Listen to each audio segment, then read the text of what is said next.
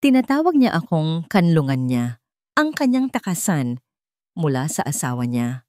Ang mga salitang iyon, nakasulat sa maganda at paikot na pagkakasulat, ay tila isang punyal na bumaon ng diretso sa puso ni Amelia Santos. Naramdaman niya ang paglamig ng kanyang buong katawan na para bang ang mainit na sikat ng araw ng hapon na tumatagos sa bintana ng silid ng kanyang anak ay walang kapangyarihan laban sa yelong gumagapang sa kanyang mga ugat. Ang hangin ay tila naubos sa kanyang mga baga. Ang tanging naririnig niya ay isang ugong sa kanyang mga tainga at ang mabilis, mabigat na pagtibok ng sarili niyang puso. Nakasubsob siya sa sahig ng kwarto ni Leo, isang lugar na para sa kanya ay sagisag ng kawalang malay at kaligayahan. Ang mga laruan ng kanyang anak ay maayos na nakasalansan sa isang sulok. Ang mga guhit nito ay nakapaskil sa pader. Kanina lang, ang amoy ng malinis na kumot at ang banayad na sikat ng araw ay nagdulot sa kanya ng pakiramdam ng kapayapaan. Ngayon, ang silid na ito ay naramdaman niyang marumi, nilapastangan. Paano no nangyari ito? Isang oras lamang ang nakalipas, si Amelia ay nakangiti habang pinupunasan ang alikabok sa mga picture frame sa sala.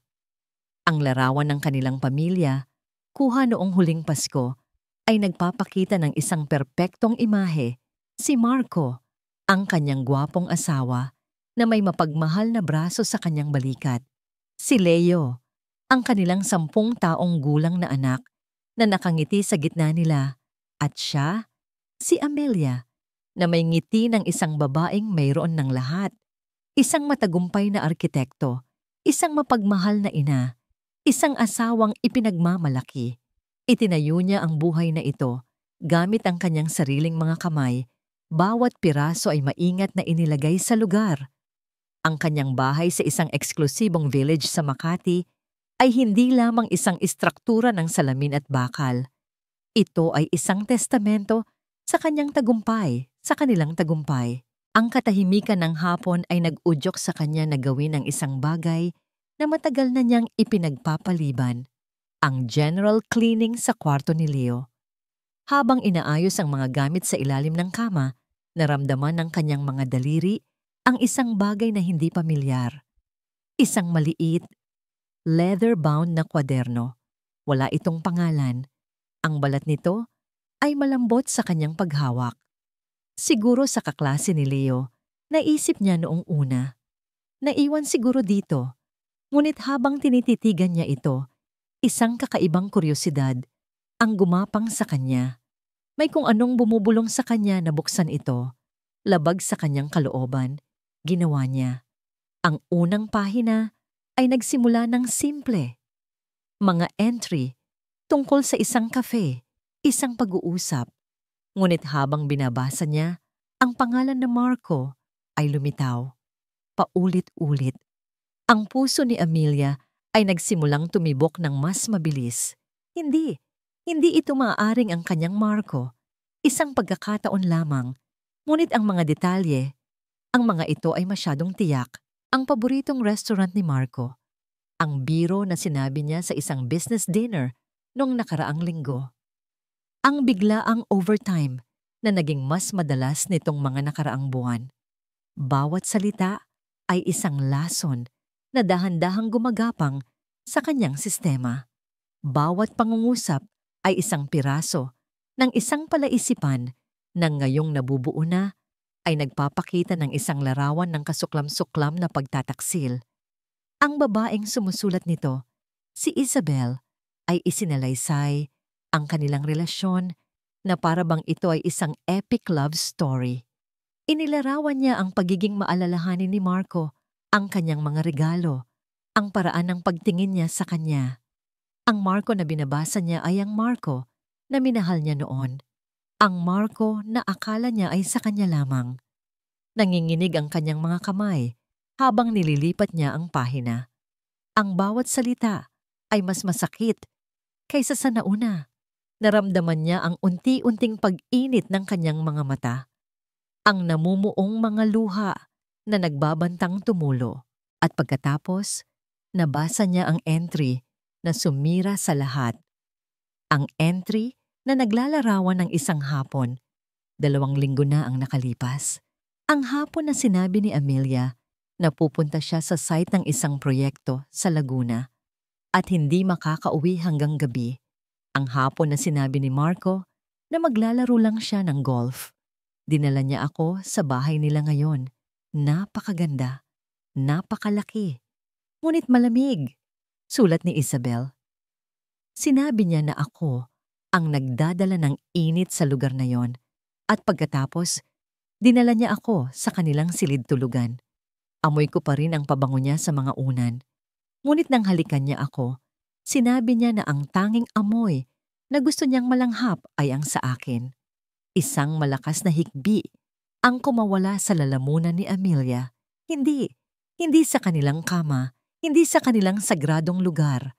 Ang talaarawan ay nahulog mula sa kanyang nanginginig na mga kamay, bumagsak sa sahig na may mahinang kalabog. Ang sakit na kanyang naramdaman ay napakabigat, na para bang isang itim na butas ang biglang bumukas sa kanyang dibdib, nilalamon ang lahat ng liwanag at hangin. Ang mga larawan sa kanyang isipan ay malinaw at brutal. Si Marco kasama ang babaeng iyon. Sa kanyang kama, sa kanyang bahay, sa kanyang buhay. Ang pagtataksil ay kumpleto. Ang kahihiyan ay nakakapaso. Ang mga luha na kanina pa namumuo ay biglang natuyo. Ang matinding kalungkutan ay biglang napalitan ng isang bagay na mas mainit, mas mapanganib. Isang apoy na nagsimulang mag-alab mula sa kaibuturan ng kanyang pagkatao. Galit. Isang dalisay, nagngangalit na galit. Tumayo si Amelia. Ang kanyang mga binti ay nanginginig pa rin, ngunit ang kanyang mga mata ay hindi na nagpapakita ng kalungkutan. Ang mga ito ay matalim at puno ng isang malamig na apoy. Pinulot niya ang talaarawan mula sa sahig. Hinawakan ito na para bang ito ay isang sandata. Pinunasan niya ang huling bakas ng luha sa kanyang pisngi. Ang perpektong pamilya, ang perpektong buhay, lahat ay isang kasinungalingan. Itinayo niya ang mundong ito at kung may isang taong sisira nito, hindi ito magiging isang estranghero na sumusulat sa isang lihim na talaarawan. At tiyak na hindi ito ang lalaking nanumpa na mamahalin at igagalang siya. Kung gusto nila ng gulo, ibibigay niya ito sa kanila. Isang gulo na hindi nila malilimutan. Dahan-dahan siyang naglakad palabas ng kwarto ni Leo. Isinara ang pinto sa likuran niya. Kinuha niya ang kanyang cellphone mula sa mesa. Ang kanyang mga daliri ay hindi na nanginginig. Ang mga ito ay matatag. Habang hinahanap niya ang isang pangalan sa kanyang mga contact. Isang mamamahayag na minsan niyang tinulungan sa isang storya tungkol sa real estate. Pinindot niya ang call button. "Hello?" Sagot ng boses sa kabilang linya. Huminga ng malalim si Amelia. Ang kanyang boses ay kalmado ngunit may pahiwatig ng bakal. "Mayroon akong isang kwento," sabi niya. Ang kanyang mga salita ay kasing lamig ng yelo. Isang kwento na yayanig sa buong Makati. Ang coffee shop sa isang hindi gaanong mataong kalye sa BGC ay halos walang tao. Isang perpektong lugar para sa isang lihim na transaksyon. Si Amelia ay nakaupo ng diretso sa kanyang upuan. Ang kanyang likod ay tuwid na parang isang ruler. Ang kanyang mga kamay ay kalmadong nakapatong sa ibabaw ng isang malaking brown envelope sa mesa. Walang bakas ng luha o panginginig. Ang babaeng nasaktan, na umiyak sa sahig ng silid ng kanyang anak, ay nawala na. Ang pumalit sa kanya ay isang babaeng may determinasyon na kasing tigas ng bakal. "Salamat sa pagdating, Anton," sabi ni Amelia nang maupo ang mamamahayag na si Anton Cruz sa kanyang harapan. "Amelia, nang tumawag ka, sinabi mong may malaki kang istorya. Ang boses mo." "Seryoso," sagot ni Anton. Ang kanyang mga mata ay puno ng kuryosidad. Hindi nagsalita si Amelia. Dahan-dahan niyang itinulak ang envelope sa gitna ng mesa. Tinitigan ito ni Anton. Pagkatapos ay tumingin pabalik kay Amelia. Ano ito? Basahin mo. Utos ni Amelia. Ang kanyang boses ay walang emosyon. Iyan ay mga kopya ng ilang piling pahina mula sa isang talaarawan. Ang orihinal ay nasa akin, ligtas. Binuksan ni Anton ang envelope at inilabas ang mga papel. Habang binabasa niya ang mga unang linya, ang kanyang profesional na pagkamausisa ay naging tunay na pagkabigla. Nanlaki ang kanyang mga mata. Nagtaas siya ng tingin kay Amelia. Ito ba? Ito ba ay totoo? Si Marco De Villa, ang CEO ng Techvolution. Hindi makapaniwalang tanong niya. Tumango lang si Amelia. At itong si Isabel Reyes, ang influencer. Tumango ulit si Amelia. Ang bawat salita diyan ay totoo. Ang bawat detalye. Ibinalik ni Anton ang mga papel sa envelope. Ang kanyang mga kamay ay bahagyang nanginginig sa excitement. Ito ang uri ng iskandalo na maaring magpasikat sa kanyang karera.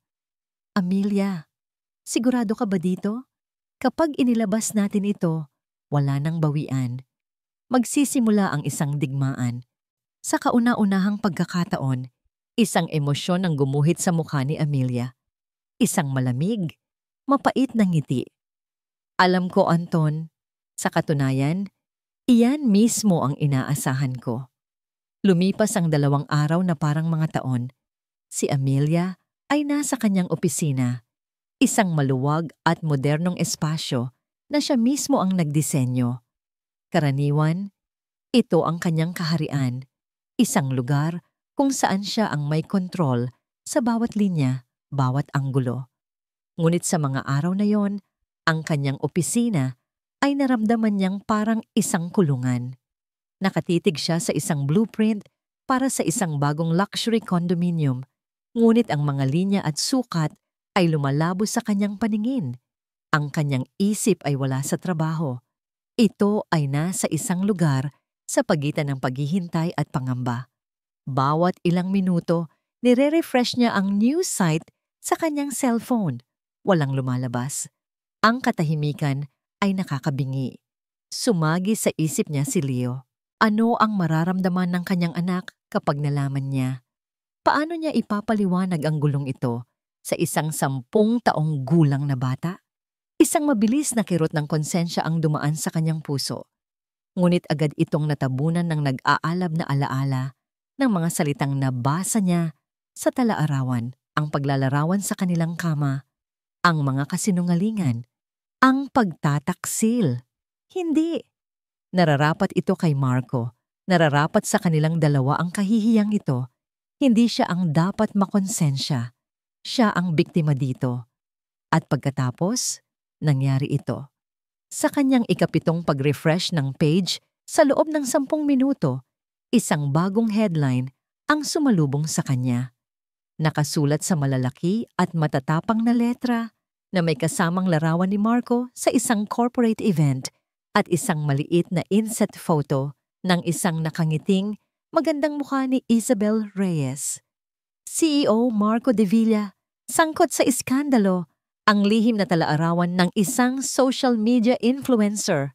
Napasinghap si Amelia. Naramdaman niya ang pagbilis ng tibok ng kanyang puso, isang halo ng takot at isang madilim na kasiyahan.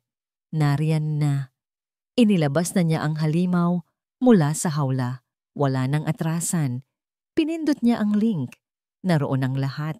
Mga sipi mula sa mga pahinang ibinigay niya. Bawat salita ay isang patunay sa pagkakasala ni Marco. Ang pangalan niya bilang ang asawa ay hindi binanggit ngunit alam ng lahat. Sa kanilang mundo, ang mga sikreto ay mabilis kumalat. Isinara niya ang kanyang laptop, kinuha ang kanyang bag, tapos na ang paghihintay. Panahon na para umuwi at harapin ang bagyong siya mismo ang nagpakawala. Ang biyahe pa uwi ay kakaiba. Ang mga pamilyar na kalye ng Makati ay tila pareho pa rin.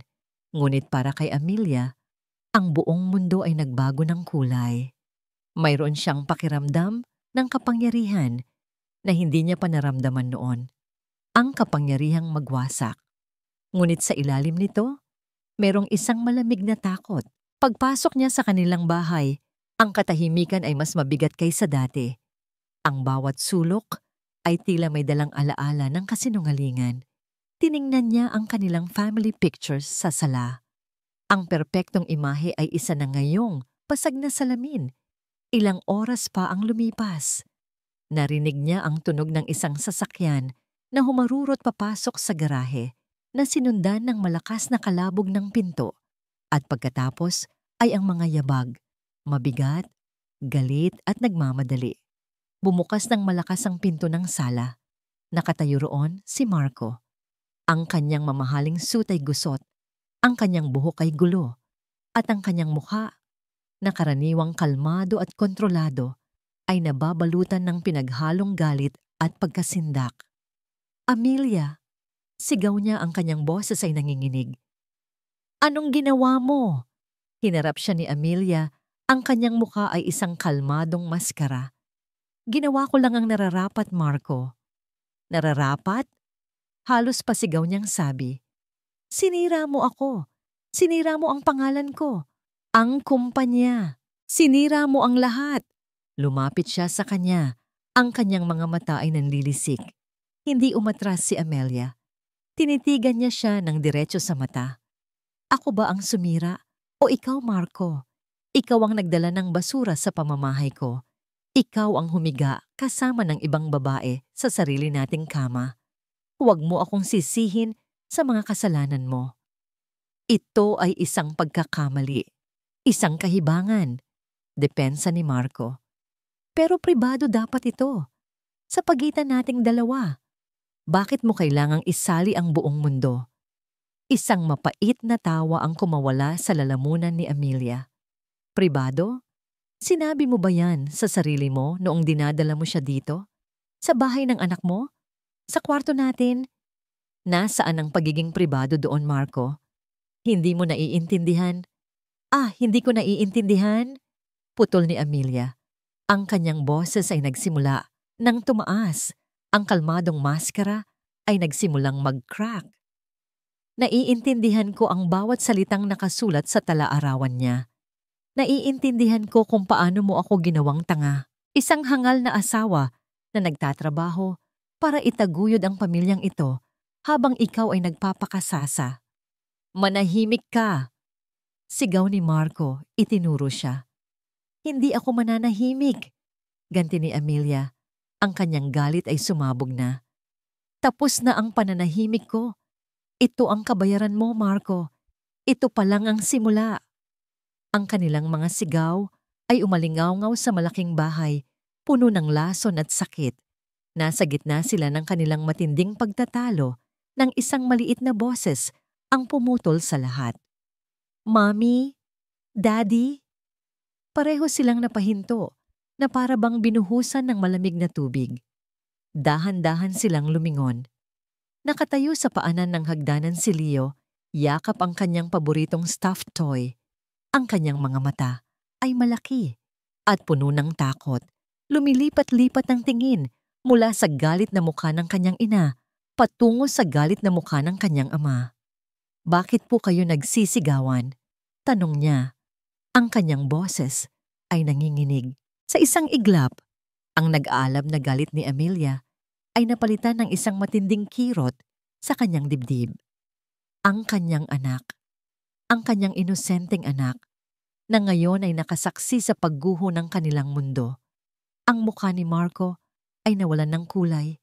Ang kanyang galit ay napalitan ng kahihihiyan. Ngunit bago pa man makapagsalita si Amelia para pakalmahin ang kanilang anak, humakbang palapit si Marco. Ang kanyang boses ay bumaba sa isang desperadong bulong na para lamang sa kanya. "Hindi mo alam kung sino ang kinalaban mo, Amelia," sabi niya. Ang kanyang mga mata ay may pahiwatig ng isang takot na hindi pa nakikita ni Amelia dati. "Isabel, hindi siya simple. Hindi mo siya kilala." Ang mga salitang iyon ay tumatak sa isip ni Amelia, isang malamig na babala sa gitna ng nag-aapoy na kaguluhan. Ang makina ng kanyang mamahaling European car ay patay na. Ngunit hindi pa rin bumababa si Marco de Villa. Nakaparada siya sa isang madilim na kanto. 2 blok ang layo mula sa sarili niyang bahay. Isang bahay na ngayon ay parang isang war zone na hindi niya kayang pasukin. Ang katahimikan sa loob ng sasakyan ay mas malakas pa sa sigawan nila ni Amelia kanina. Paulit-ulit na naglalaro sa kanyang isipan ang eksena. Ang galit sa mga mata ni Amelia, ang sakit sa bawat salitang binitiwan niya, at higit sa lahat, ang takot sa mukha ng kanyang anak na si Leo. Iyon ang pinakamasakit. Ang imahe ni Leo sa paanan ng hagdanan ay isang kutsilyong paulit-ulit na tumatarak sa kanyang dibdib. Pero ang takot na nararamdaman niya ngayon ay mas malalim pa sa pagsisisi. Ito ay purong pagkasindak. Hindi mo siya kilala. Ang sarili niyang mga salita ay bumabalik sa kanya. Isang mapait na babala. Kinuha niya ang kanyang cellphone. Nanginginig ang mga kamay habang pinipindot ang pangalan ni Isabel sa kanyang contacts. Ito na ang pang-10 beses na tinatawagan niya ito sa loob ng kalahating oras.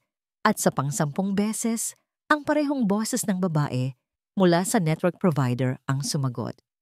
The number you have dialed is currently unavailable. Ibinagsak niya ang cellphone sa passenger seat. Damn it, Isabel! Sagutin mo! Bulong niya sa kawalan. Kailangan niyang makausap si Isabel. Kailangan niyang malaman kung anong plano niya, kung paano nila aayusin ang gusot na ito. Naalala niya ang isa sa mga huling pag-uusap nila bago pa sumabog ang lahat. Nasa isang mamahaling hotel bar sila, nagtatawanan. Sa isang sandali ng kalasingan, hinalikan niya ito at sinabing, "Paano kung iwanan ko na lang ang lahat para sa'yo?" Ang nangiti ni Isabel ay biglang nawala. Hinawakan nito ang kanyang mukha. Ang mga mata ay seryoso. "Huwag kang magsalita ng ganyan, Marco," sabi nito. Ang boses ay malambing, ngunit may kakaibang bigat. "Kung malaman to ng asawa mo, lalamunin niya ako ng buo." Ang mga babaeng tulad niya, hindi sila basta-basta sumusuko. Gagawin nila ang lahat para sirain ang sinumang sa tingin nila ay banta. Noon, inakala ni Marco na yun ay isang tanda ng kanyang kahinaan, ng kanyang takot. Ngayon, habang inaalala niya ang mga salitang iyon, iba na ang kahulugan nito sa kanya. Hindi iyon takot. Iyon ay isang paghahanda. Parang alam na ni Isabel na mangyayari ito. Hindi na niya kayang manatili sa sasakyan. Nag-drive siya nang walang patutunguhan hanggang sa natagpuan niya ang sarili sa labas ng gusali kung saan matatagpuan ang opisina ng kanyang abogado, si Attorney Salcedo. Kahit hating gabi na, isang tawag lang at pinagbuksan siya ng guard. "Marco, anong nangyari? Nabasa ko ang balita. It's a PR nightmare," bungad ni Teodoro Salcedo, isang matandang lalaki na may matalas na isip. "It's worse than a nightmare, Tito," sabi ni Marco, ginagamit ang tawag ng paggalang sa matagal na nilang kaibigan ng pamilya. "Amelia, she's out for blood." Habang ikinukwento ni Marco ang lahat, ang pagtuklas sa tala-arawan, ang paglabas ng balita, ang kanilang pag-aaway, isang breaking news alert ang lumabas sa malaking TV screen sa opisina ng abogado. Exclusive. Isabel Reyes nagsalita na tungkol sa iskandalo. Napahinto sa pagsasalita si Marco. Pareho silang napatingin sa screen. Lumitaw ang mukha ni Isabel, ngunit hindi ito ang Isabel na kilala ni Marco. Ang babaeng palatawa, confident, at puno ng buhay. Ang Isabel sa screen ay mukhang marupok.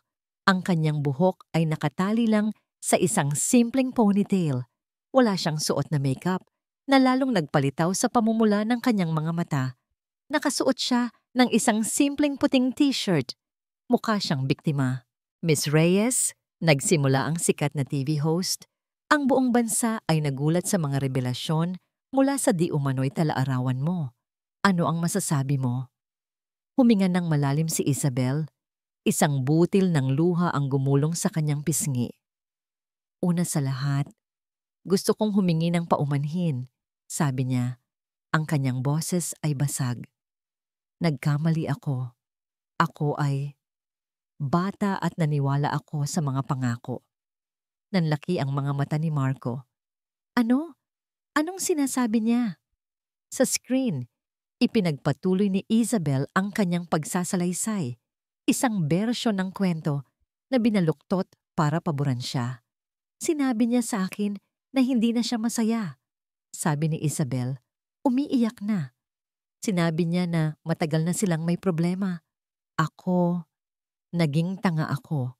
Naniwala ako na baka ako ang makakapagpasaya sa kanya.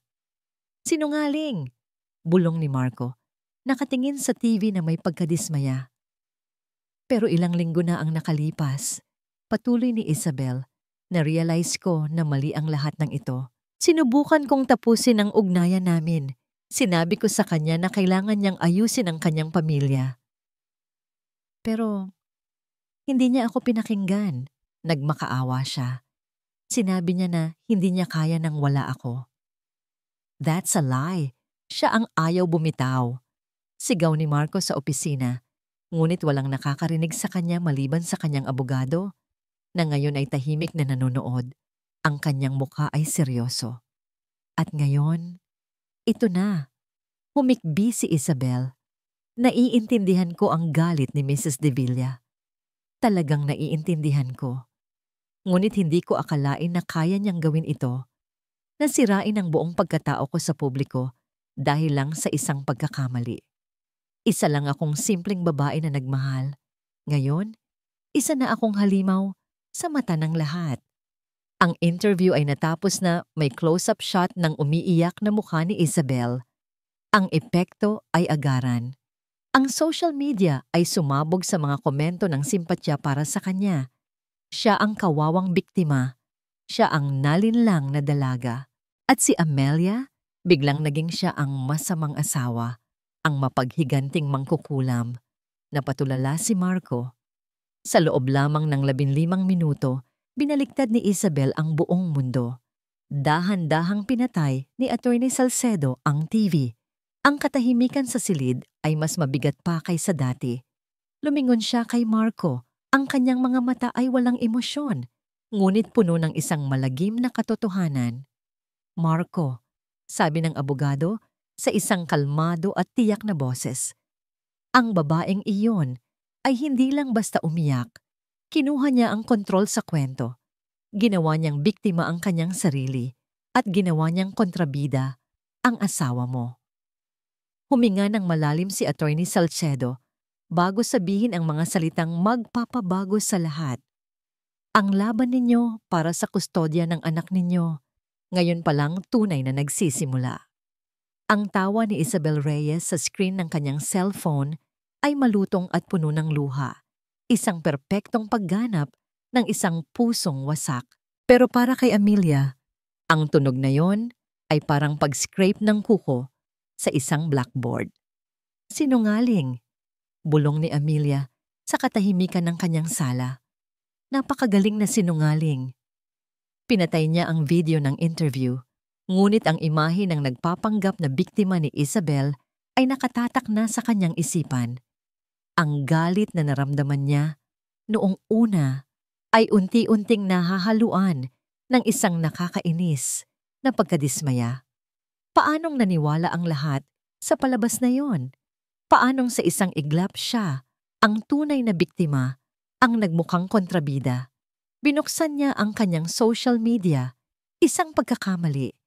Ang kanyang timeline na dati puno ng papuri para sa kanyang mga disenyo at larawan ng kanyang masayang pamilya ay isa na ngayong hukuman ng opinyon ng publiko.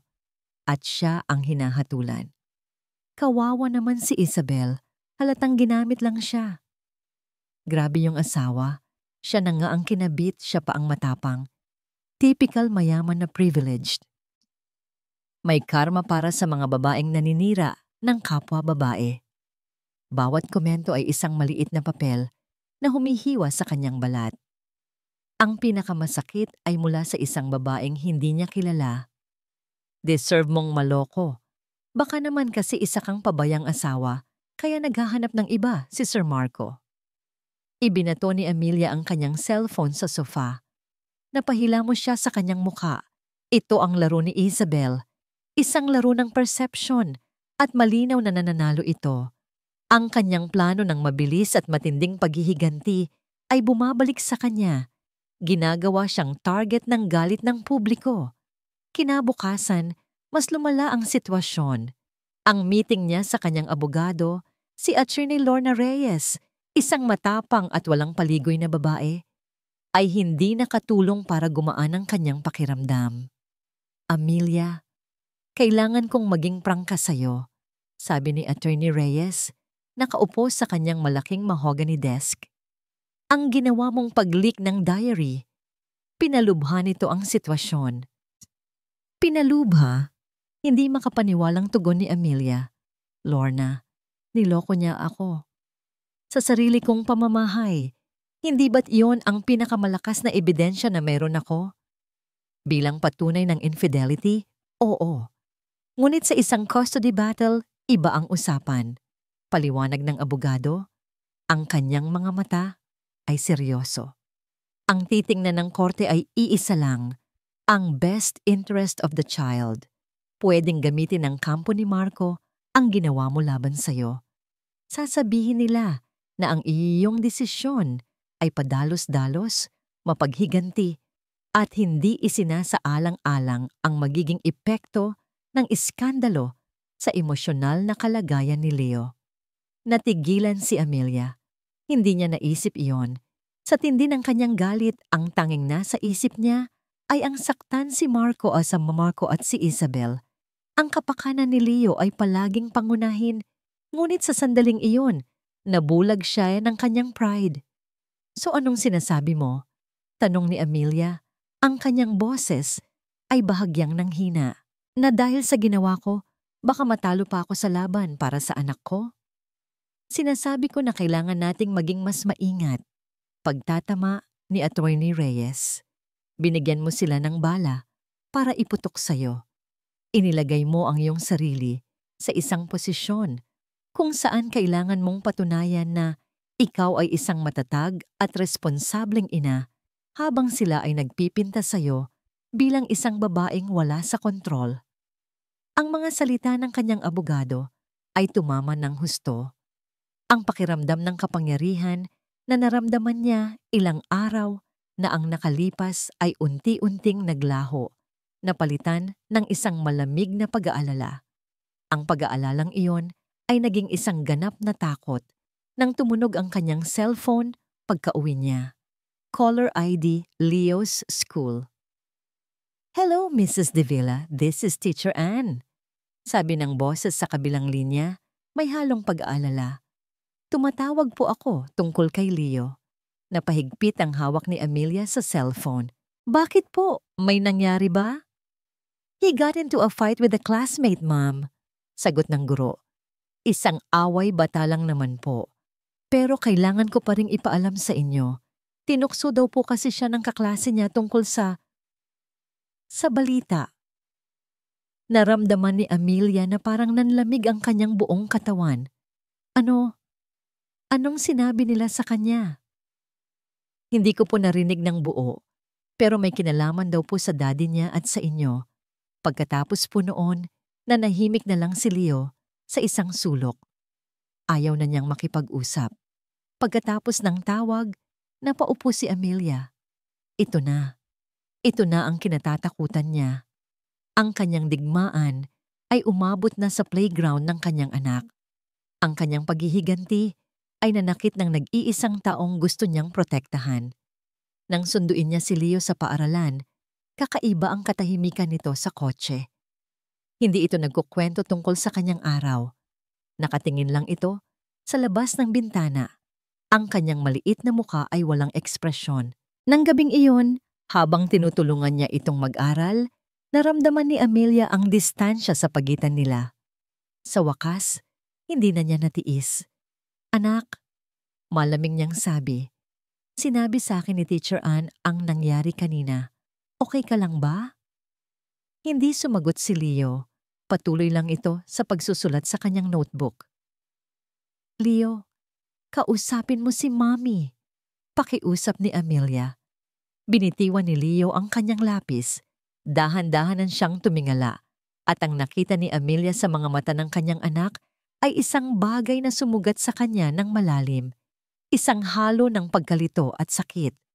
Mommy, tanong niya sa isang maliit, halos pabulong na boses. Sabi po ng kaklase ko, masama ka daw po. Hindi totoo yan, anak. Mabilis na sagot ni Amelia. Hinawakan ang kamay nito. Ngunit hinila ni Leo ang kanyang kamay. Sinaktan niyo daw po si Daddy. Kayo daw po ang dahilan kung bakit siya malungkot.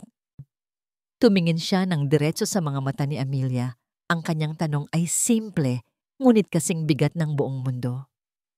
Mommy, totoo po ba? Kayo po ba ang nagpapasakit kay Daddy? Walang salitang lumabas sa bibig ni Amelia. Paano niya sasagutin iyon? Paano niya ipapaliwanag ang mga komplikadong sakit ng mga matatanda sa isang pusong puro pa? Sa sandaling iyon, sa harap ng kanyang naguguluhang anak, naramdaman ni Amelia na siya ang pinakamasamang ina sa buong mundo.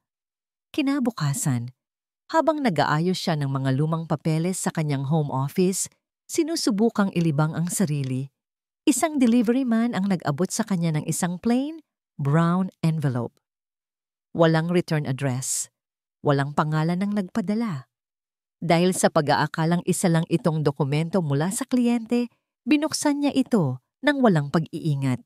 Sa loob, may isang piraso lang ng bagay, isang luma, medyo kupas na litrato.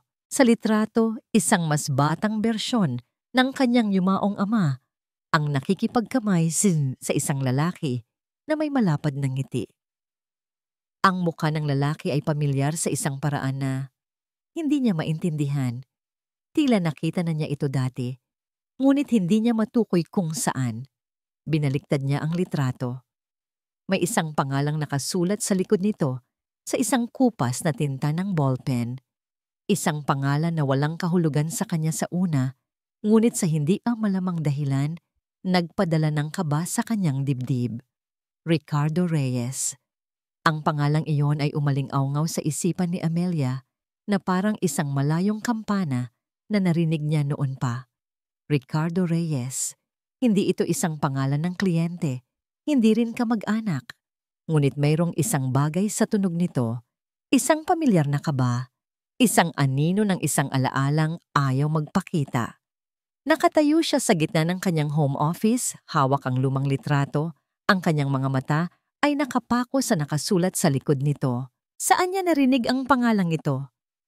Isang imahe ang biglang pumasok sa kanyang isip. Isang batang Amelia, naglalaro sa sahig ng opisina ng kanyang ama, habang ito ay may kausap sa telepono. Ang boses ng kanyang ama ay malakas, galit, isang bagay na bihira niyang marinig. At sa gitna ng galit na yon, isang pangalan ng paulit-ulit na binanggit, Reyes. Ang alaala ay malabo, isang pira-pirasong panaginip, ngunit sapat na iyon. Ang litratong ito ay hindi isang pagkakamali. Ito ay isang mensahe. Dala-dala ang isang lumang flashlight, pumasok si Amelia sa bodega sa ilalim ng kanilang hagdanan. Ang amoy ng alikabok at lumang papel ay sumalubong sa kanya.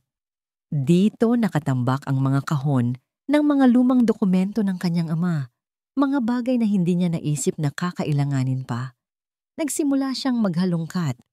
Bawat kahon ay puno ng mga financial statement, mga legal na kasulatan, mga blueprint ng mga proyektong matagal nang natapos.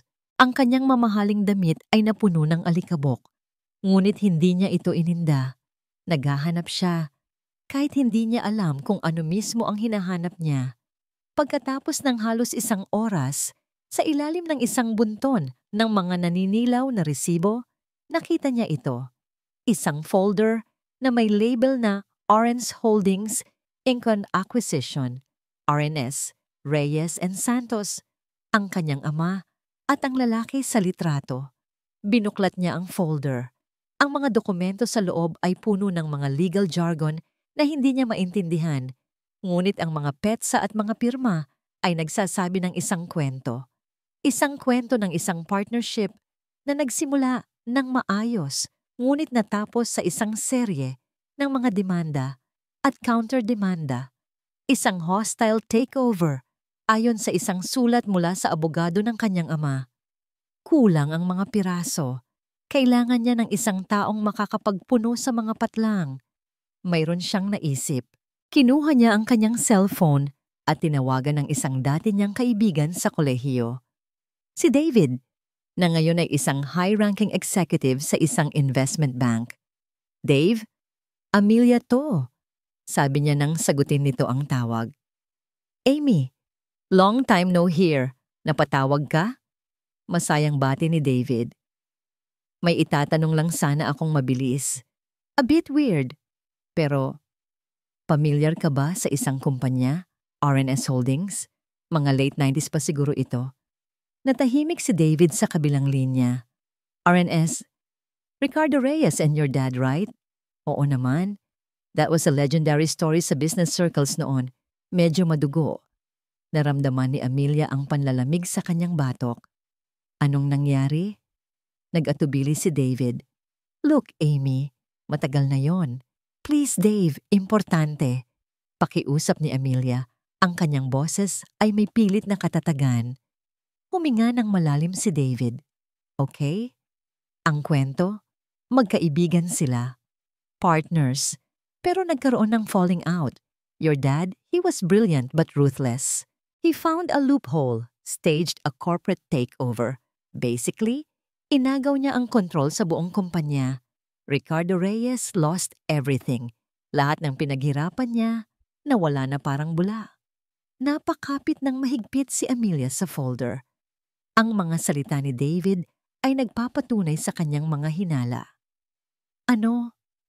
Anong nangyari kay Ricardo Reyes? Tanong na niya. Halos takot na marinig ang sagot. Muling natahimik si David. Mas matagal ngayon. Hindi maganda ang naging katapusan niya, Amy. Nalubog siya sa utang. A few months after the takeover, may mga balita na he took his own life. Nabitawan ni Amelia ang folder. Ang mga papel ay kumalat sa sahig na parang mga tuyong dahon. Ang hangin ay tila nawala sa silid. Nagpakamatay. Ang salitang yon ay umalingaw-ngaw sa kanyang ulo. May pamilya ba siya? Bulong ni Amelia. I think so. Sagot ni David. Ang kanyang boses ay puno ng awa. Isang asawa at a young daughter, I believe. Hindi ko na alam kung anong nangyari sa kanila pagkatapos. Isang anak na babae. Biglang isang nakakakilabot na ideya ang pumasok sa isip ni Amelia. Isang ideya na napakalaki at napakadilim, na halos ayaw niyang isipin, ngunit hindi niya mapigilan. Salamat, Dave. I owe you one. Sabi niya bago mabilis na ibaba ang tawag. Nanginginig ang kanyang mga daliri habang binubuksan niya ang kanyang laptop. Pumunta siya sa search engine. Ang kanyang puso ay kumakarera. Ang kanyang paghinga ay mababaw. Nag-type siya ng 2 pangalan. Isabel Reyes. Ricardo Reyes. Pinindot niya ang enter. Ang mga resulta ay lumabas. Karamihan ay tungkol sa kasalukuyang iskandalo. Ngunit nag-scroll siya pababa. Naghahanap ng mas luma, mas hindi kilalang mga link. At pagkatapos, nakita niya ito. Isang link sa isang lumang online archive ng isang lokal na pahayagan. Ang headline, Businessman Ricardo Reyes, pumanaw na. Nanginginig niyang pinindot ang link. Ang artikulo ay maikli, isang simpleng obituaryo. Ngunit meron itong kasamang litrato. Isang litrato ng pamilya. Si Ricardo Reyes ang kanyang asawa at isang batang babae na may malungkot na mga mata at mahabang itim na buhok. Nakatayo sa tabi ng kanyang ama. Kahit sa lumang pixelated na larawan, walang duda. Ang mukha ng batang babae ay mukha ni Isabel. Sa sandaling iyon, lahat ng piraso ay nagkabit-kabit sa isang nakakakilabot na larawan. Ang talaarawan na aksidenteng naiwan sa silid ni Leo. Ang babala ni Marco. Hindi mo siya kilala. Ang perpektong pagganap ni Isabel bilang isang inosenteng biktima sa TV. Ang misteryosong litrato na ipinadala sa kakanya. Hindi ito isang simpleng affair. Hindi ito isang kwento ng pag-ibig na naging masama. Ito ay paghihiganti. Isang plano na binuo ng maraming taon. Si Marco ay hindi ang premyo. Si Marco ay ang sandata. Siya, si Amelia, ang target mula pa sa simula. At ang pinakamasaklap sa lahat, siya mismo ang sumunod sa plano ni Isabel. Ang kanyang galit, ang kanyang pag-leak ng tala-arawan. Lahat ng yon ay bahagi ng laro. Siya ang nagbigay kay Isabel ng entablado para gampanan ang papel ng isang biktima. Napayuko siya sa kanyang mesa, ang kanyang ulo ay nasa kanyang mga kamay. Hindi siya umiiyak. Ang naramdaman niya ay higit pa sa sakit. Ito ay isang malamig, nakakaparalisang takot. Nakikipaglaban siya sa isang digmaan na hindi niya alam na sinalihan niya. Laban sa isang kaaway na nauunawaan ang kanyang bawat galaw. Habang siya ay nakayuko, naguguluhan at natatakot, biglang nagring ang kanyang cellphone. Ang tunog ay nakakagulat sa katahimikan. Tiningnan niya ang screen. Marco calling. Nag-aalangan siyang sagutin. Ano pa ang sasabihin niya? Ngunit pinindot niya ang green button. Hello? Sabi niya. Ang kanyang boses ay halos hindi marinig. Amelia, sabi ni Marco sa kabilang linya. Ang kanyang boses ay hindi galit. Ito ay takot. Amelia, kailangan nating mag-usap. Si Isabel, tumawag siya sa akin, umiiyak. Sinabi niya na tinatakot mo raw siya, na may mga taong sumusunod sa kanya. Napahinto sa paghinga si Amelia. Ano? Hindi totoo yan. Hindi ko na alam kung ano ang totoo, Amelia. Sabi ni Marco, ang kanyang boses ay puno ng pagkalito. Pero sinabi niya, tumawag na siya sa pulis. Tumawag na siya sa pulis. Ang mga salita ni Marco ay parang isang malakas na sampal. Naramdaman ni Amelia ang pagkawala ng kulay sa kanyang mukha. Hindi totoo yan, Marco. Pakana niya lang yan. Hindi mo ba nakikita? She's playing you. She's playing all of us. Ang hirap ng paniwalaan ka, Amelia. Sagot ni Marco. Ang kanyang boses ay puno ng pagod at pagkalito. Gusto kong maniwala sa'yo, pero ang nakikita ko lang ay isang asawang galit na galit at kayang gawin ang lahat para makaganti. Hindi ito paghihiganti, Marco. Ito ay ang katotohanan. Igiit ni Amelia. Ang kanyang desperasyon ay gumagapang na sa kanyang boses. Magkita tayo.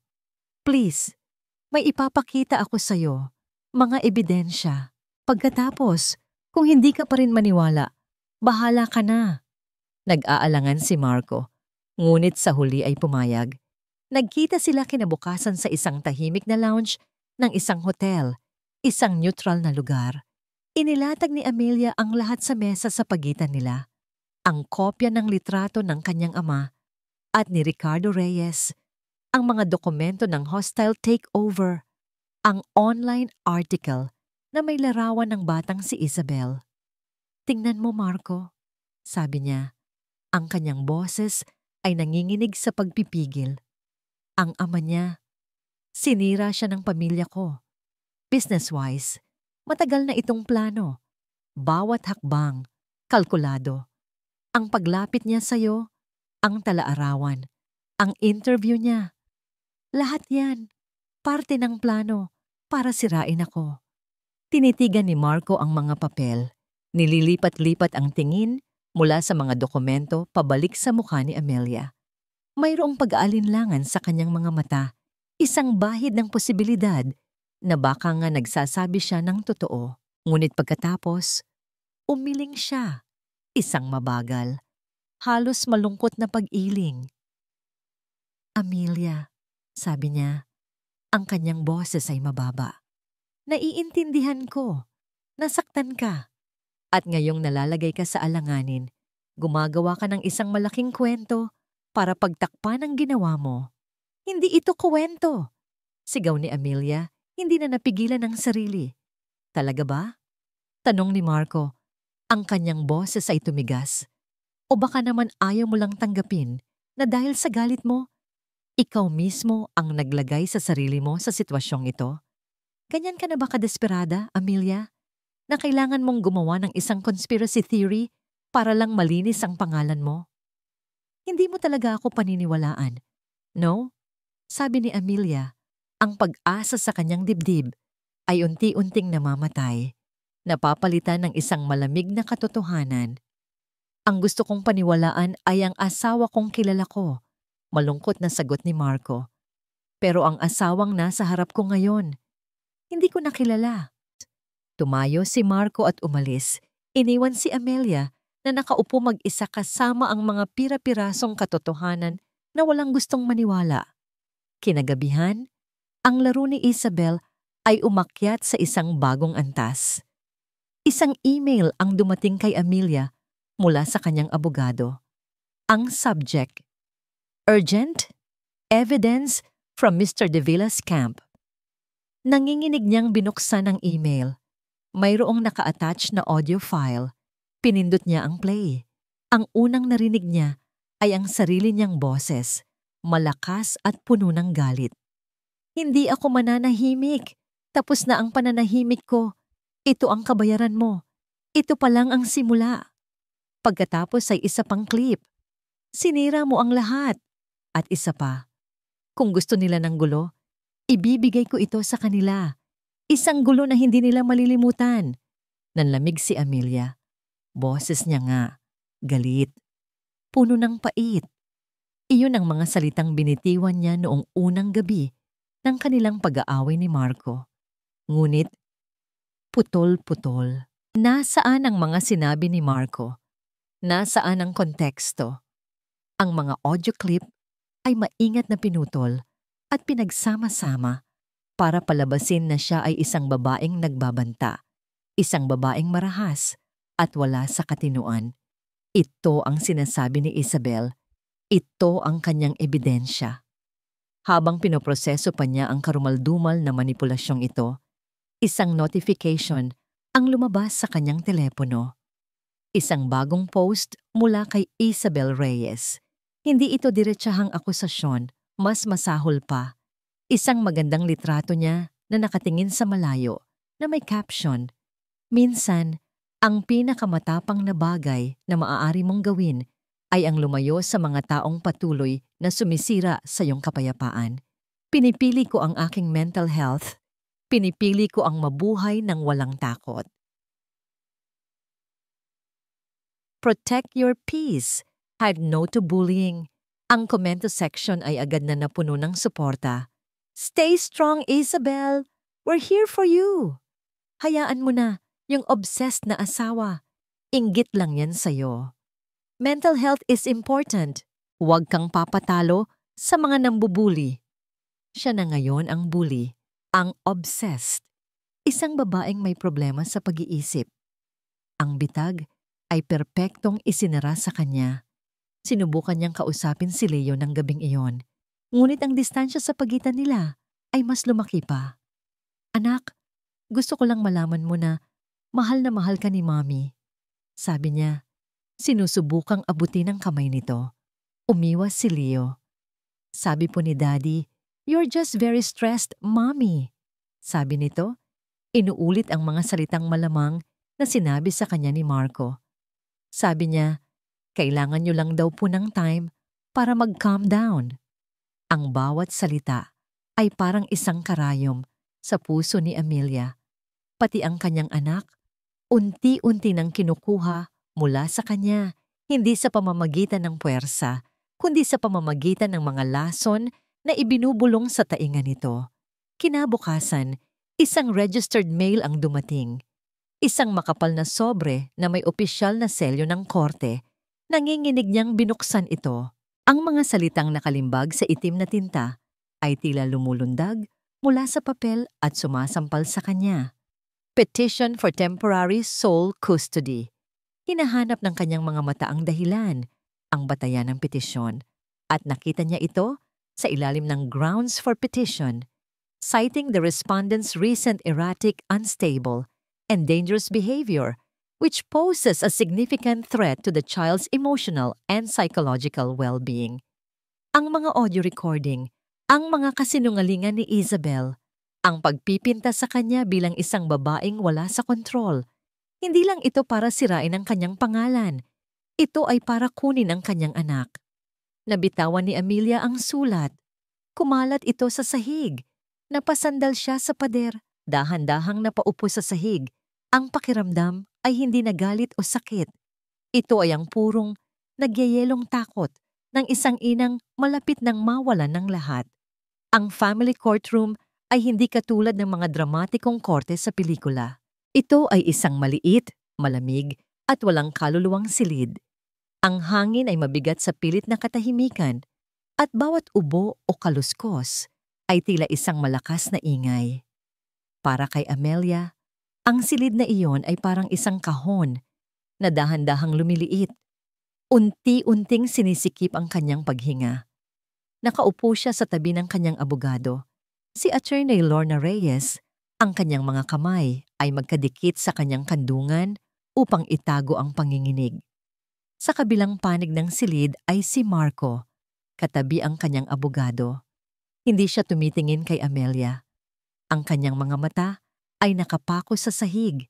Ang kanyang muka ay isang maskara ng pagkakasala at determinasyon. Nagsimula ang hearing.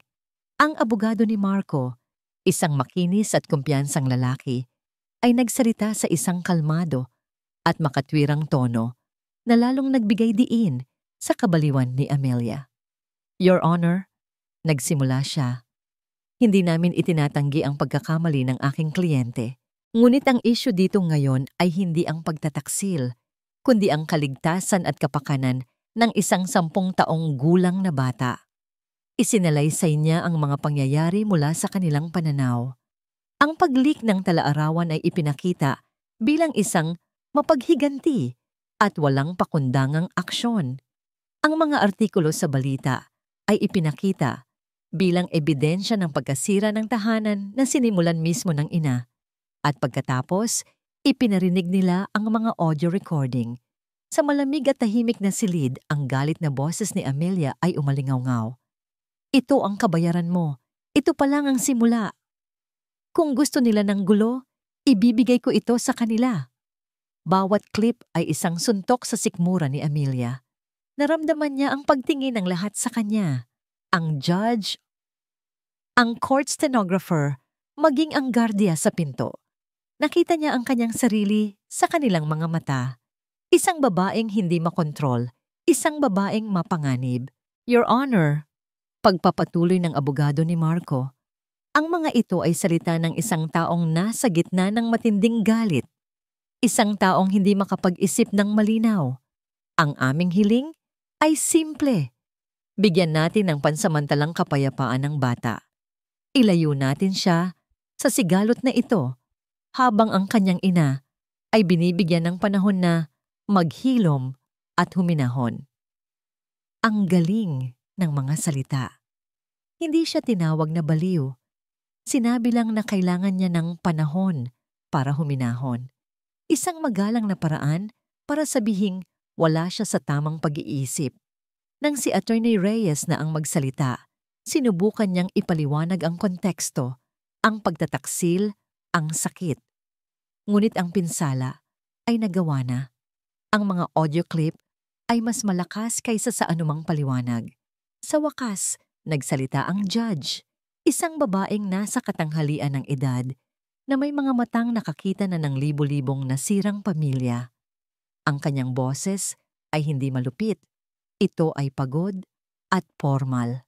Batay sa ebidensyang ipinakita ngayon, sabi niya.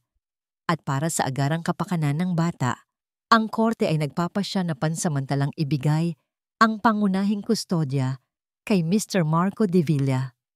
Napatigil sa paghinga si Amelia. Ang mga salita ay tila naglakbay ng napakabagal patungo sa kanya. Pansamantalang ibigay kay Mr. Marco de Villa.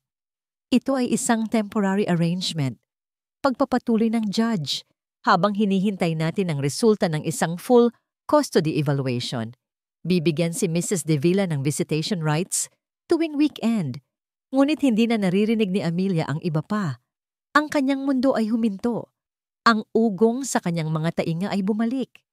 Tumingin siya kay Marco, umaasang makakita ng kahit anong pagsisisi, ngunit nanatili itong nakatingin sa sahig. Naramdaman niya ang kamay ni Attorney Reyes sa kanyang braso. "Amelia, huminga ka," bulong nito. Ngunit hindi niya kaya. Natapos ang hearing, parang isang panaginip. Lumabas sila ng courtroom. Ang paglalakbay pauwi ay isang blangko.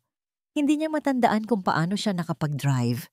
Ang tanging alam niya ay kailangan niyang umuwi bago dumating si Marco para kunin si Leo.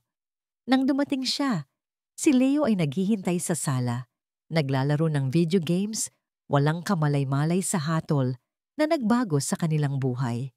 "Mommy, you're home early," masayang sabi nito. Lumuhod si Amelia sa harap ng kanyang anak.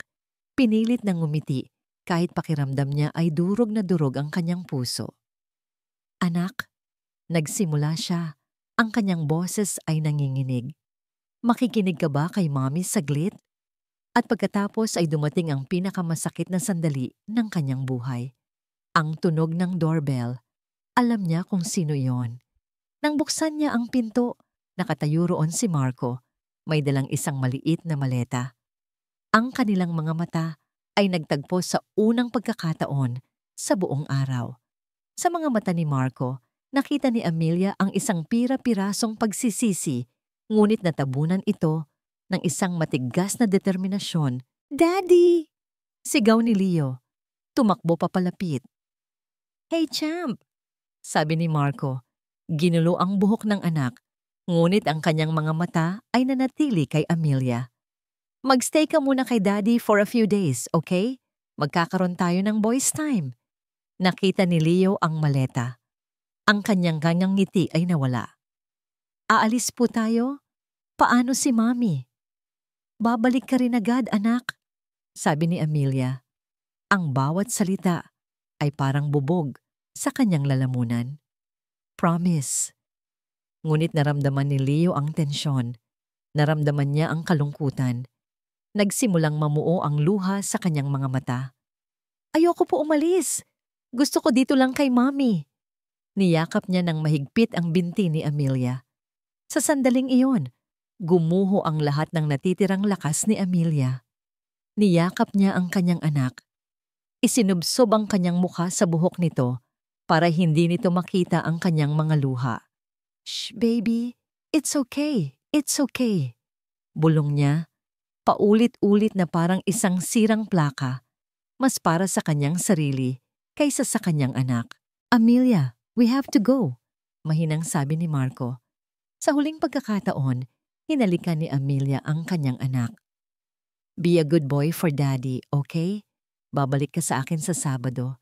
I love you so much, Leo." "I love you, Mommy." Humikbi si Leo habang dahan-dahan siyang kinukuha ni Marco. Pinanood ni Amelia silang maglakad palayo. Ang maliit na kamay ng kanyang anak ay kumakaway sa kanya hanggang sa sila'y makasakay sa kotse. Nang mawala na ang sasakyan sa paningin, isinara niya ang pinto.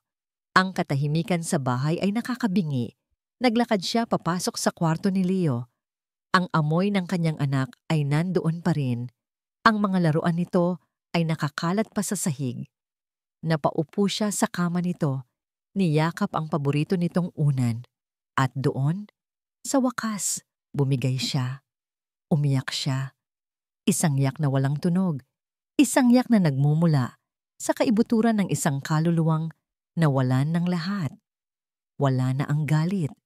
Wala na ang pride. Tanging isang malawak, walang katapusang kalungkutan ang natira. Pagkatapos ng ilang oras, nang maubos na ang kanyang mga luha, tumayo siya. Naglakad siya papunta sa banyo at tiningnan ang kanyang sarili sa salamin. Ang nakita niya ay isang estranghero, isang babaeng may namumugtong mga mata, magulong buhok, at isang basag na tingin, isang babaeng talunan. Hinaplos niya ang malamig na salamin. Ito na ba ang katapusan niya? Isang biktima sa kwento ng ibang tao? Ngunit habang tinititigan niya ang kanyang sariling kaawa-awang refleksyon, isang bagay ang nagbago. Sa kaibuturan ng kanyang mga matang puno ng luha, isang maliit na kislap ang nagsimulang sumindi. Hindi ito ang nag-aalab na apoy ng galit na naramdaman niya dati. Iba ito. Ito ay malamig, tahimik, at mas mapanganib. Ang pag-iyak ay hindi nagpabalik sa kanyang anak. Ang pagsigaw ay hindi nagpanalo sa kanya sa korte. Ang pagiging emosyonal ang naglagay sa kanya sa sitwasyong ito. Naunawaan niya ngayon.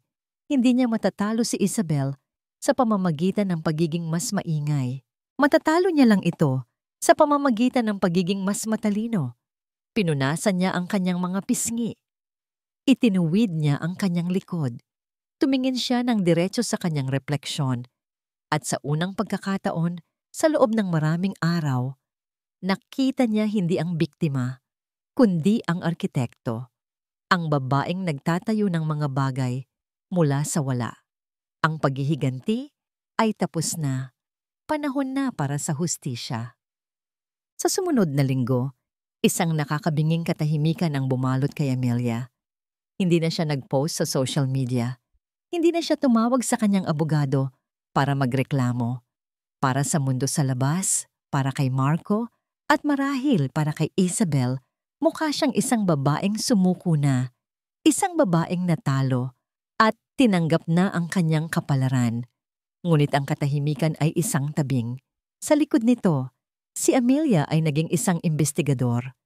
Ginamit niya ang bawat onsa ng kanyang talino bilang arkitekto, ang kanyang atensyon sa detalye, ang kanyang pasensya sa pag-aaral ng mga blueprint, at inilapat ito sa pagbuo ng isang kaso laban kay Isabel.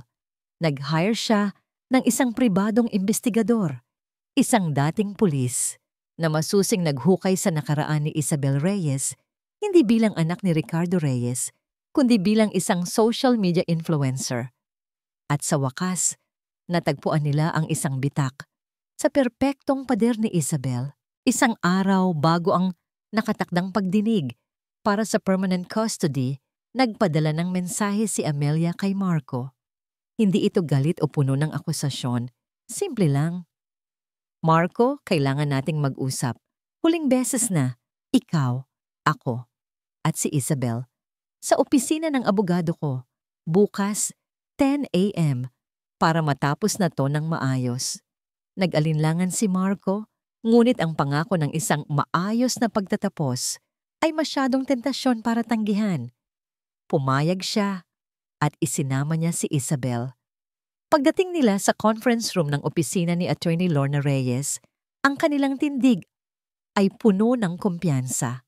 Si Marco ay mukhang isang taong ginagawa ang isang hindi kanais-nais ngunit kinakailangang tungkulin. Si Isabel naman ay nasa tabi niya. Ang kanyang mukha ay nagpapahayag ng isang mahinhing suporta, isang larawan ng isang mapagmahal na babae na napasama lang sa gulo.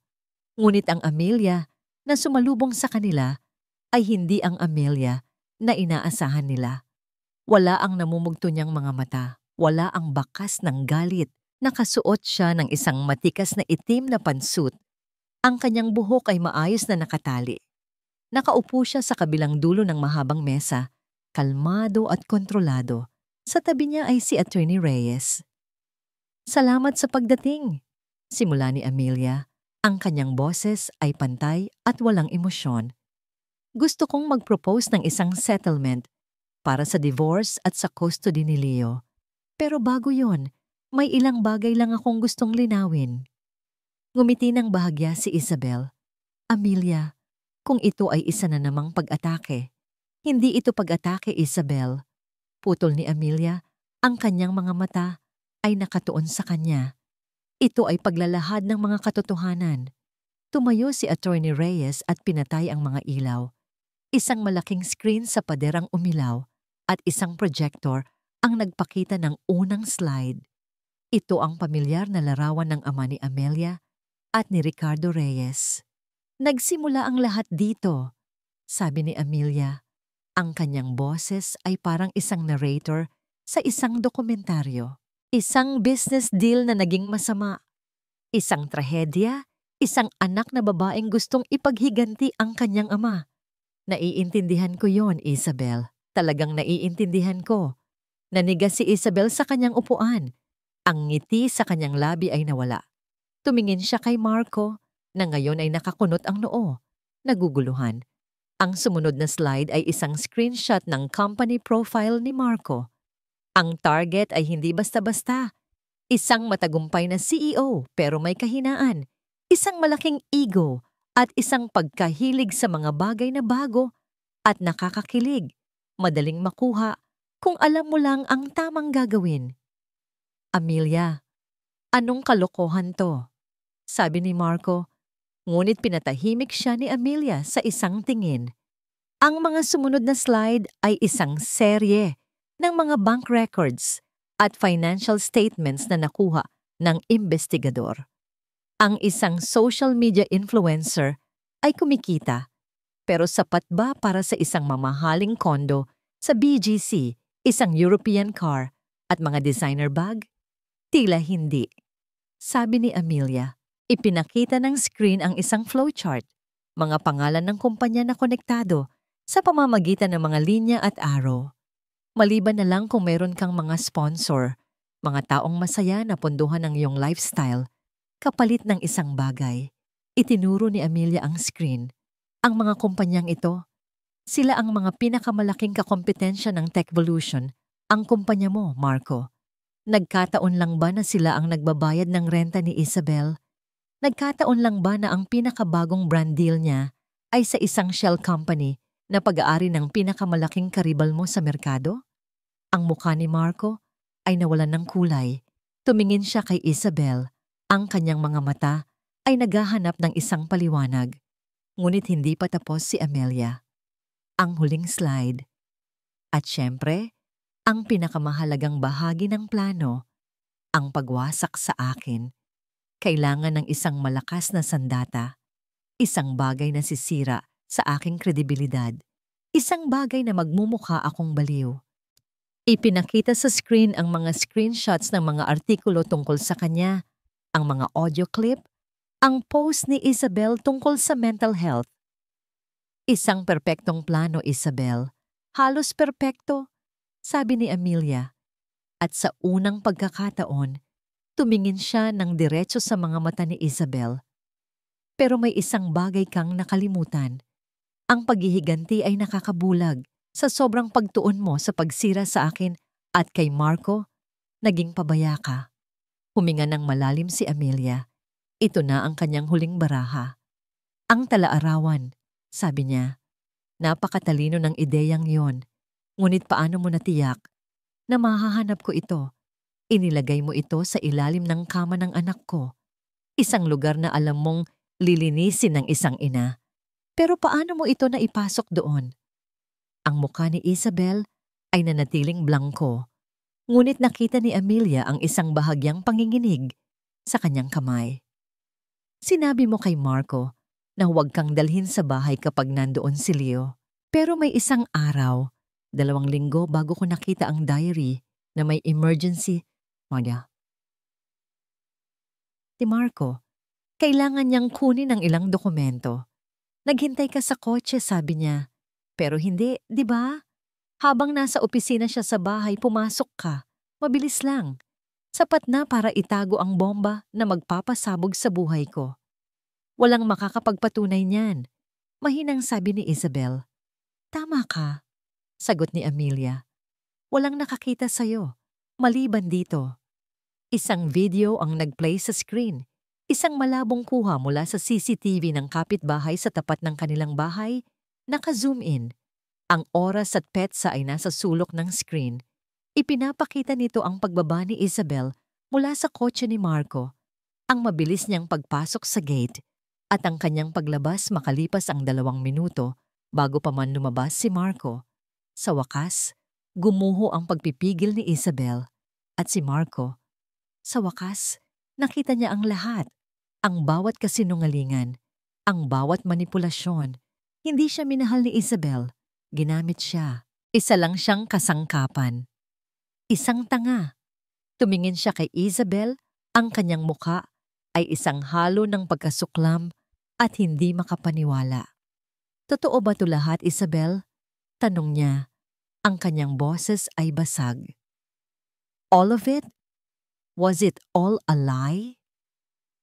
Hinarap siya ni Isabel at sa unang pagkakataon nawala ang lahat ng pagkukunwari. Ang nakita ni Marco ay hindi isang malambing na biktima, kundi isang babaeng may mga matang nag-aapoy sa matagal ng kinikimkim na galit. Tumawa siya. Isang tawang walang saya. Isang tawang nakakakilabot. Oo! Sigaw niya. Ang kanyang boses ay matinis at puno ng lason. Oo! At ang pinakanakakatawa sa lahat, kayo mismo ang nagbigay sa akin ng lahat ng kailangan ko. Ang kahinaan mo, Marco, at ang kahibangan mo, Amelia. Tumingin siya kay Amelia. Kahit ipakita mo pa yan sa buong mundo, sino ang paniniwalaan nila? Isang taksil na asawang lalaki at isang baliw na asawang babae. O ako? Tumayo siya. Inayos ang kanyang damit. Ang kanyang pagiging kalmado ay bumalik na parang isang maskara. Good luck sa inyong dalawa, sabi niya. Puno ng pang-aalipusta. Naglakad siya palabas ng silid.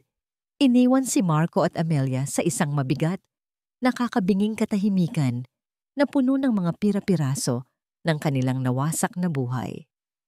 Ang pagsara ng pinto sa likuran ni Isabel ay may tunog ng isang pagtatapos. Ngunit para kay Marco, ito ay parang tunog ng pagguho ng buong mundo sa paligid niya. Naiwan siya sa conference room kasama si Amelia sa isang katahimikan na mas maingay pa kaysa sa sigawan. Ang mga imahe mula sa presentasyon, ang mga bank record, ang flowchart ng mga kakompetensya niya, ang CCTV footage ay paulit-ulit na naglalaro sa kanyang isipan. Bawat isa ay isang patunay sa kanyang katangahan. Tanga. Iyon ang salitang bumalot sa kanyang buong pagkatao. Hindi lang siya nagkasala. Nagpatanga siya. Naging isang sunod-sunurang puppet sa isang larong hindi niya alam na nilalaro pala. Ang kanyang ego, ang kanyang pagnanasa, ang kanyang kahinaan, lahat ng yun ay ginamit laban sa kanya, laban sa kanyang pamilya. Dahan-dahan siyang tumingin kay Amelia. Nakaupo pa rin ito sa kanyang upuan. Tuwid ang likod. Ngunit ang kalmadong maskara ay wala na. Ang nakikita niya ngayon ay ang pagod sa mga mata nito, ang bigat ng mga linggong nakalipas. Nakita niya ang babaeng sinaktan niya, ang babaeng hindi niya pinaniwalaan. Amelia, bulong niya, ang kanyang boses ay paos. I'm sorry. Isang salitang napakadali, ngunit napakabigat sabihin. Isang salitang hindi kayang punan ang lahat ng pinsalang nagawa niya. Tumingin si Amelia sa kanya, at sa mga mata nito ay wala siyang nakitang tagumpay o panunumbat. Ang nakita niya ay isang malawak, malalim na kalungkutan. Alam ko, Marco, mahina niyang sagot. At iyon lang, hindi na kailangan ng mas maraming salita. Sa sandaling iyon, alam ni Marco kung ano ang dapat niyang gawin. Sa sumunod na mga araw, si Marco ay parang isang multo sa sarili niyang buhay. Umuwi siya sa isang mamahaling condo unit na pansamantala niyang tinutuluyan. Isang lugar na malamig at walang buhay. Tinitigan niya ang mga mensahe ni Isabel sa kanyang telepono, hindi na ang mga malalambing na salita, kundi ang mga kalkuladong manipulasyon. Bawat I miss you ay isa na ngayong kasinungalingan. Bawat be careful ay isa na ngayong babala. Pinuntahan niya ang paaralan ni Leo isang hapon. Hindi siya pumasok. Pinanood niya lang ang kanyang anak mula sa malayo habang naglalaro ito ng basketball kasama ang mga kaklase. Ang tawa ni Leo ay umabot hanggang sa kinatatayuan niya at bawat tawa ay parang isang suntok sa kanyang dibdib. Paano niya nagawang ilagay ang kaligayahan ng kanyang anak sa panganib para sa isang kasinungalingan? Ang pagsisisi ay isang mabigat na kumot na bumalot sa kanya, umaga hanggang gabi. Alam niya na ang isang simpleng sorry ay hindi sapat. Ang mga aksyon ang mahalaga. Nag-set siya ng isa pang meeting kay Amelia. Sa pagkakataong ito, sa opisina ng kanyang abogado. Pagdating ni Amelia, nagulat ito nang makitang si Marco lang ang naghihintay. Nasaan si Atty. Salcedo? Tanong niya. Hindi na siya kailangan, sagot ni Marco. Ang kanyang boses ay tahimik ngunit desidido. Ako lang ang kailangan mong kausapin. Inilapag niya ang isang folder sa mesa. Narito na ang mga papeles. Pinirmahan ko na lahat. Binuksan ni Amelia ang folder. Nasa loob ang mga dokumento ng diborsyo. Pumapayag sa lahat ng kondisyon na gusto niya. Nasa loob din ang isang mosyon na isinumite sa korte. Isang mosyon na voluntaryong binabawi ang kanyang petisyon para sa sole custody. Napatingin si Amelia sa kanya. Ang kanyang mga mata ay puno ng pagtataka. Kailangan ni Leo ang kanyang ina. Sabi ni Marco. Sa wakas, ay tinitingnan siya ng diretso sa mata. Walang pag-aalinlangan, walang pagkukunwari. Kailangan kanya, Amelia. Hindi ako. Nagkamali ako. Sinira ko ang tiwala mo, ang tiwala niya. Ang ginawa ko, ang pagkuha sa kanya. Iyon ang pinakamakasariling bagay na ginawa ko sa buong buhay ko. Tumayo siya, ngunit hindi para umalis. Lumapit siya sa bintana, nakatalikod kay Amelia. Noong una, sinisisi kita. Sinabi ko sa sarili ko na kung hindi ka lang naging masyadong mapaghiganti, hindi sana lalala ang lahat. Pero kasinungalingan yon. Humarap siya. May mga luha sa kanyang mga mata. Ang unang luha na nakita ni Amelia mula sa kanya sa loob ng maraming taon. Ang totoo, ako ang duwag. Pag-amin niya, ang kanyang boses ay basag. Naging duwag ako para harapin ang mga problema natin. Naging duwag ako para tapusin ang kalokohan ko. At naging duwag ako para paniwalaan ka noong sinasabi mo ang totoo. At dahil sa kaduwagan ko, halos mawala sa iyo ang pinakamahalagang bagay sa buhay mo. Nilapitan niya ang mesa at itinuro ang mga papeles. Hindi nito maibabalik ang lahat. Alam ko yon. Pero ito ang simula. Ito ang tanging tamang bagay na magagawa ko ngayon. Kinuha niya ang ballpen at nilagdaan ang huling dokumento. Ang kasunduan sa kustodiya na nagbibigay kay Amelia ng full physical and legal custody habang siya ay mayroon lamang visitation rights. Alagaan mo si Leo, sabi niya. Ang kanyang boses ay isang pakiusap. Iyon lang ang mahalaga. Pagkatapos noon, tumalikod siya at naglakad palabas ng silid. Hindi na lumingon pa. Naiwan si Amelia na nakaupo. Nakatingin sa mga pinirmahang papeles. Ang digmaan ay tapos na. Nanalo siya. Ngunit walang pakiramdam ng tagumpay. Tanging isang malalim, tahimik na kaluwagan. Biglang nag-ring ang kanyang cellphone. Ang pangalan ni Leo ay lumitaw sa screen. Hello, anak? Sagot niya. Ang kanyang boses ay malambot. Mommy?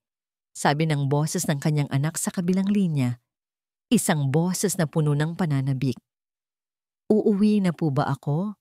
Sabi po ni Tita Lorna. Tapos na daw po ang lahat. Ang tanong ay simple, puno ng pag-asa ng isang bata.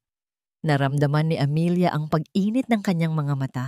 Sa pagkakataong ito, hindi dahil sa sakit o galit, kundi dahil sa pag-asa. Ngumiti siya, ang unang tunay na ngiti sa loob ng napakatagal na panahon. Oo, anak, sagot niya. Isang butil ng luha ang pumatak sa mga pinirmahang papeles. Uuwi ka na. Papunta na si Mami para sunduin ka. 6 na buwan ang lumipas. Ang init ng tag-araw na naging saksi sa pagguho ng mundo ni Amelia ay napalitan na ng mas malamig na simoy ng hangin ng Disyembre. Ngunit para kay Amelia, ang tunay na pagbabago ay hindi nasa panahon, kundi nasa loob niya. Ang malaking bahay sa Makati na puno ng mga multo ng kasinungalingan at sakit ay naibenta na. Ngayon, ang tahanan ay isang mas maliit ngunit mas maaliwalas na condo unit sa Rockwell na may malaking bintana na nagpapakita ng tanawin ng syudad. Ang bawat kasangkapan ay bago. Ang bawat larawang nakasabit ay kuha sa loob ng huling 6 na buwan. Walang bakas ng nakaraan. Isang Sabado ng umaga, ang amoy ng bawang na sinasangag at matamis na longganisa ay pumuno sa kusina. Si Amelia, na nakasuot lang ng simpleng t-shirt at pajama pants, ay naghahalo ng itlog sa isang mangkok nang maramdaman niya ang isang pares ng maliliit na braso na yumakap sa kanyang baywang mula sa likuran. "Good morning, Mommy," sabi ni Leo. Ang kanyang boses ay medyo paos pa dahil sa paggising. "Good morning, my love," sagot ni Amelia. Lumingon para halikan ito sa tuktok ng ulo. "Gising ka na pala. Gutom ka na ba?" "Sobra, Mommy. Amoy ko po yung sinangag niyo hanggang sa kwarto ko," sabi ni Leo habang umaakyat sa isang upuan sa kanilang breakfast nook. Pinanood ni Amelia ang kanyang anak. Sa loob ng 6 na buwan, nakita niya ang unti-unting pagbabalik ng liwanag sa mga mata nito. Ang takot at pagkalito ay napalitan na ng dating sigla. Sila ay naging isang team. Ang kanilang mga gabi ay puno ng pagbabasa ng libro at paglalaro ng board games. Ang kanilang mga umaga ay puno ng ganitong mga eksena, simple, ordinaryo, at napakaganda. Kinabukasan, sa kanyang bagong opisina, ipinipresenta ni Amelia ang isang disenyo para sa isang modernong art gallery. Habang nagsasalita siya sa harap ng mga kliyente, ang kanyang boses ay puno ng kumpiyansa at passion. Wala na ang anino ng pag-aalinlangan. Natagpuan niya muli ang kanyang sarili sa kanyang trabaho, hindi bilang isang paraan para patunayan ang kanyang halaga sa iba, kundi dahil ito ang tunay niyang mahal na gawin.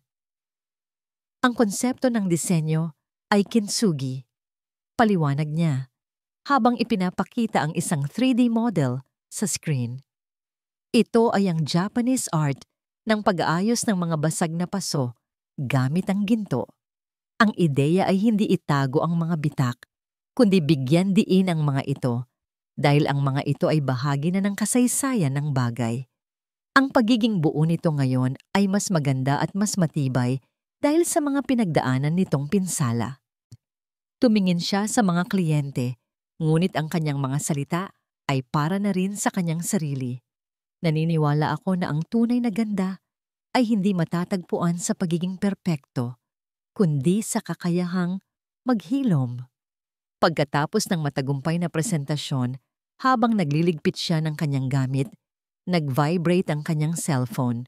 Isang text message mula sa isang kaibigan. "Amy, nakita mo na ba yung balita? Techvolution stocks are plummeting. May chismis na aalisin na si Marco as CEO. At si Isabel Reyes biglang nag-deactivate ng lahat ng social media accounts niya. Parang bulan na naglaho." Binasa ni Amelia ang mensahe. 6 na buwan na ang nakalipas. Ang ganitong balita ay marahil magdudulot sa kanya ng isang madilim na kasiyahan. Ngunit ngayon, wala siyang naramdaman. Walang galit, walang tuwa. Tanging isang tahimik na pagtanggap. Ang kanilang mga buhay ay wala nang kinalaman sa kanya. Hindi na siya nag-reply. Binura niya ang mensahe. Nang hapong yon, naglalakad sina Amelia at Leo sa isang parke. Ang papalubog na araw ay nagpinta ng kulay kahel at lila sa kalangitan. Huminto sila para bumili ng sorbetes mula sa isang naglalako. Habang nakaupo sila sa isang bench, kumakain ng kanilang sorbetes, hinawakan ni Leo ang kanyang kamay. "Mommy," sabi nito. "Yes, anak? Masaya po ba kayo?" Napatingin si Amelia sa kanyang anak. Ang simple at tapat na tanong ay tumagos sa kanyang puso. Tumingin siya sa paligid, sa mga batang naghahabulan, sa mga magkasintahang magkahawak kamay, sa papalubog na araw. Tumingin siya sa batang lalaki sa kanyang tabi, ang kanyang lakas, ang kanyang inspirasyon, ang kanyang lahat. Ngumiti si Amelia, isang ngiti na nagmumula sa kaibuturan ng kanyang kaluluwa. Isang ngiti na totoo, payapa at buo. "Oo, anak," sagot niya. Hinigpitan ng hawak sa kamay nito. Masaya si Mommy. Sobra. Tumayo sila at nagsimulang maglakad muli. Ang kanilang mga anino ay humahaba sa damuhan. Ang daan sa hinaharap ay hindi pa rin sigurado. Ngunit sa unang pagkakataon, sa loob ng napakatagal na panahon, si Amelia ay hindi natatakot. Hindi na niya hinahanap ang isang perpektong buhay. Ang hinahanap niya ay isang totoong buhay. At sa wakas, natagpuan na niya ito. At dito nagtatapos ang kwento ni Amelia. Isang kwento ng sakit, pagbangon, at paghilom. Maraming salamat sa inyong walang sawang pagsubaybay sa bawat kabanata ng ating kwento.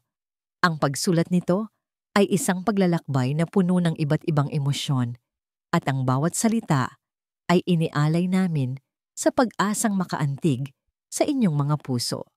Nais naming iparating sa pamamagitan ng kwentong ito na ang buhay ay hindi perpekto. May mga pagkakataong tayo ay madarapa, masasaktan, at iisiping ito na ang katapusan. Ngunit tulad ni Amelia, naway lagi nating tandaan na ang mga sugat ay naghihilom, ang mga pagkakamali ay nagiging aral, at ang pinakamalaking lakas ay hindi matatagpuan sa paghihiganti, kundi sa pagpapatawad, lalo na sa pagpapatawad sa ating mga sarili. Ang tunay na pag-ibig, lalo na ang pag-ibig ng isang ina, ay isang ilaw na kayang tumagos kahit sa pinakamadilim na gabi. At ang pag-asa, gaano man kaliit, ay laging sapat para maging simula ng isang panibagong bukas. Inaasahan namin na ang kwentong ito ay nagbigay sa inyo ng inspirasyon. Kung mayroon kayong mga saloobin o aral na napulot mula sa paglalakbay ni Amelia, inaanyayahan namin kayong ibahagi ito sa comment section sa ibaba. Ang inyong mga kwento at damdamin ay mahalaga sa amin. Hanggang sa muli nating pagkikita sa susunod na kwento. Lagi ninyong tatandaan, pagkatapos ng bawat bagyo, laging may sisikat na araw. Nagmamahal, Kwentong Puso TV.